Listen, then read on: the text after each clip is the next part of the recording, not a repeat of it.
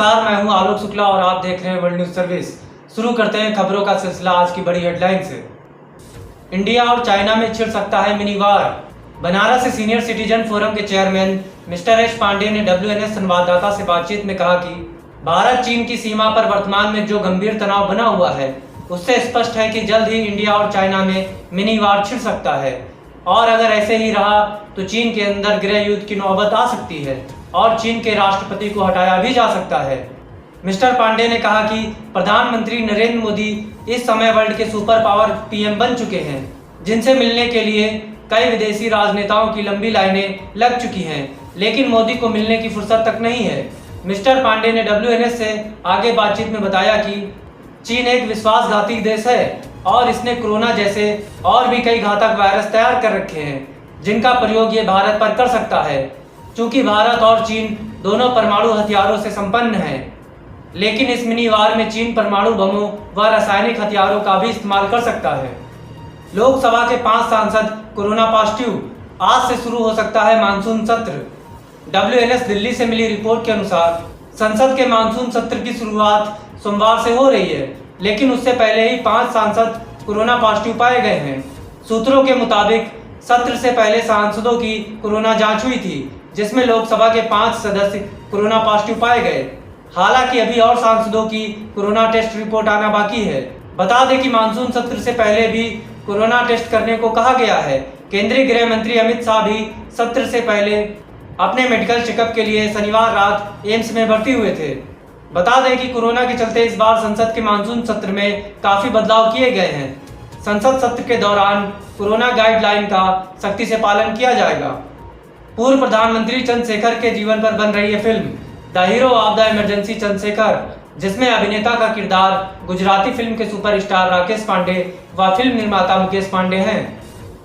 PM Modi ने बिहार को दी चुनावी सौगात। 3 पेट्रोलियम परियोजनाओं का किया उद्घाटन। WNS पटना से मिली रिपोर्ट के मुताबिक प्रधानमंत्री नरेंद्र मोदी ने रविवार को वीडियो कॉन्फ्रेंसिंग के जरिए बिहार में LPG पाइपलाइन परियोजना के 1 खंड और 2 बॉटलिंग संयंत्रों का उद्घाटन किया। इन परियोजनाओं में पारादीप हल्दिया दुर्गापुर पाइपलाइन परियोजना का दुर्गापुर बांका खंड और बांका और चंपारण जिले में 2 LPG बॉटलिंग संयंत्र शामिल हैं। प्रधानमंत्री ने इस अवसर पर कहा कि गैस पाइपलाइन परियोजना से बिहार में उर्वरक, बिजली और इस्पात क्षेत्र के उद्योगों को बढ़ावा मिलेगा और CNG आधारित स्वच्छ यातायात प्रणाली का भी लाभ होगा तथा रोजगार के नए अवसर पैदा होंगे। इस पर बनारस से सीनियर सिटीजन फोरम के चेयरमैन मिस्टर एस पांडे ने कहा कि कोरोना के इस दौर में प्रधानमंत्री नरेंद्र मोदी जी का ये साहसिक कदम है कि वे कठिन वक्त में भी कई महत्वपूर्ण परियोजनाओं का उद्घाटन कर रहे हैं। मिलावट मिलावट आज के जमाने में चारों तरफ मिलावट, यहाँ तक कि खाने की हर एक चीज में मिलावट। सही स्वाद तो हम भूल ही चुके हैं। बात सिर्फ स्वाद की नहीं, स्वास्थ्य और शुद्धता की है। तब तो ऑप्शन सिर्फ एक ही है, प्योर एग्रो, क्योंकि गुणवत्ता ही उत्पादन की पहचान है। 100% सर्टिफाइड ऑर्गेनिक खाद्य पदार्थ एवं मसाले। कंगना विवाद के बीच बोले उद्धव, कहा महाराष्ट्र को बदनाम करने की कोशिश, मेरी खामोशी कमजोरी नहीं। WNS वाराणसी इंफॉर्मेशन सेंटर से ब्यूरो चीफ DS मिश्रा से मिली रिपोर्ट के मुताबिक महाराष्ट्र के मुख्यमंत्री उद्धव ठाकरे रविवार को पहली बार कोरोना काल में जनता के सामने आए। इस दौरान उद्धव ने कहा कि आज मैं राजनीति की बात नहीं करूंगा। उद्धव ने कहा कि अभी कोरोना संकट खत्म नहीं हुआ है, बल्कि बढ़ता जा रहा है, लेकिन महाराष्ट्र में इतने खराब हालात नहीं हैं जितने दिखाए जा रहे हैं। CM ठाकरे ने कहा कि महाराष्ट्र का नाम खराब करने की कोशिश की जा रही है। इसका जवाब मैं बाद में दूंगा, क्योंकि आज राजनीति पर बात नहीं होगी। अभिनेत्री कंगना रनौत के मुंबई स्थित कार्यालय के एक हिस्से को ढहाने और अभिनेता सुशांत सिंह राजपूत मौत मामले में राज्य सरकार के कदमों को लेकर राजनीतिक आलोचनाओं पर मुख्यमंत्री ने सीधे तौर पर तो कुछ नहीं कहा, लेकिन लोगों को भरोसा दिया है कि वह राजनीतिक संकट से भी लड़ेंगे। ठाकरे ने कहा कि राजनीति पर जवाब देने के लिए मुझे मुख्यमंत्री का मुखौटा उतारना होगा। मैं नहीं बोलता, इसका यह मतलब नहीं कि मेरे पास जवाब नहीं है।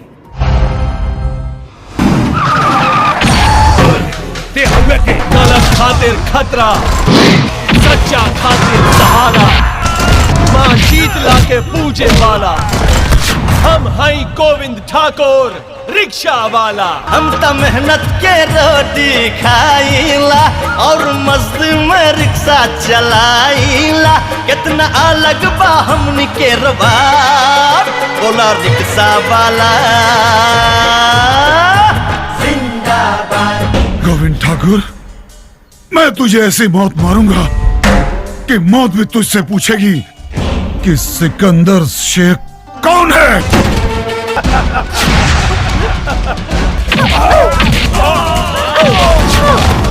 लागी जे गरमी छतरी बनाई, तोहरा के गा के खतवा में सुताई।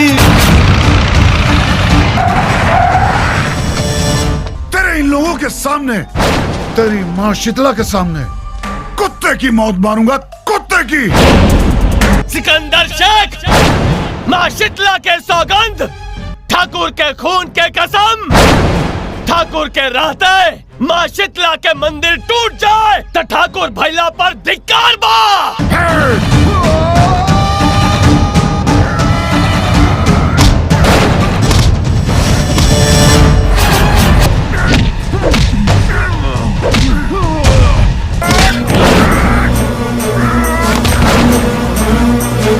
अपने शीतला माँ से बचा सके तो बचा ले। गोविंद उठा, उठा गोविंद।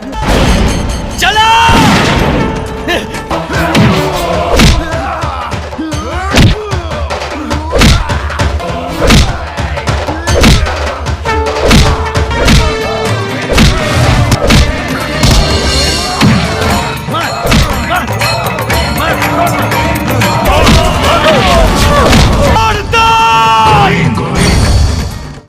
सरकारी नौकरी अब नहीं आसान, पहले 5 साल संविदा पर करना होगा काम, फिर होगी छटनी। WNS लखनऊ से मिली रिपोर्ट के अनुसार कोरोना संकट के बीच तमाम तरह की समस्याएं मुंह बाए खड़ी हैं। ऐसे में उत्तर प्रदेश की योगी आदित्यनाथ सरकार सरकारी नौकरी के समूखा व गा की भर्ती प्रक्रिया में बड़ा बदलाव करने पर विचार कर रही है। प्रस्तावित व्यवस्था में चयन के बाद शुरुआती 5 वर्ष तक कर्मियों को संविदा के आधार पर नियुक्त किया जाएगा। इस दौरान उन्हें नियमित सरकारी सेवकों को मिलने वाले अनुबंध सेवा संबंधी लाभ नहीं मिलेंगे। सनकी किंग ने देश की अर्थव्यवस्था पर सवाल उठाने वाले 5 अफसरों को दी मौत की सजा। WNS दिल्ली से मिली रिपोर्ट के अनुसार नॉर्थ कोरिया के सनकी किंग किम जोंग उन की क्रूरता का नया मामला सामने आया है। किम जोंग ने देश की अर्थव्यवस्था पर सवाल उठाने वाले अपने 5 अफसरों को मरवा दिया। नॉर्थ कोरिया पर नजर रखने वाली साउथ कोरिया की साइट डेली एन के मुताबिक आर्थिक मंत्रालयों के इन 5 अधिकारियों ने एक डिनर पार्टी में देश की अर्थव्यवस्था पर चर्चा की थी। इस दौरान उन्होंने किम के शासन की नीतियों की आलोचना भी की थी। इसी के साथ आज की खबरों में बस यहीं तक। कल फिर मुलाकात होगी कुछ नई खबरों के साथ। तब तक के लिए नमस्कार।